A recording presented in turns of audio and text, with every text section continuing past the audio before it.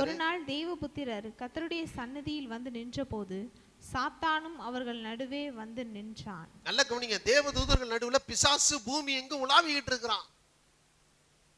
கர்த்தர் எப்படி உன்னை காக்கிறவர் உறங்குவதும் இல்லை தூங்குகிறதும் இல்லையோ, அதே போல பிசாசு உன்னை கெடுக்கிறவனும் தூங்குறதுல உறங்குறது இல்லை.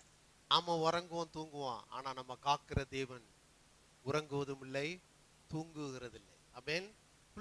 இன்னைக்கு கர்த்தர் உங்களை காக்கிறவர் உறங்குறது இல்ல தூங்குறது இல்ல, உங்களுக்கு நன்மை செய்யும்படி உங்கள் வலது பக்கத்திலே உங்களுக்கு நிழலாயிருக்கிறார் என்று சங்கீதம் 121 சொல்லுது.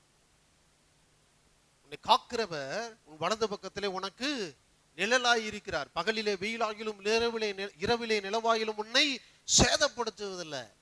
அதுக்காக உறங்காம தூங்காம இருக்கிறாருன்னா, அதே போல பிசாசும் உறங்காம தூங்காம பார்த்துக்கிட்டு இருக்கான். இது கொஞ்சம் இவர் அசந்தா உள்ள வரலான்னு அவன் பார்க்கறான். இவர் சொல்றாரு, நான் அசரவே மாட்டேன்டா. நான் அசந்தாவா ஓட்டன அசரவே மாட்டேன். சிறுவேளை காக்கிறவர் உறங்குவதும் இல்லை, நான் உன்னை விட்டு விலகுவதும் இல்லை, உன்னை கைவிடுவதும் இல்லை. உலகத்தின் முடிவு பிறந்த சகல நாட்களிலும் அது சொல்றாரு, every day, every hour, every week, every month, every minute, every second, I am always with you.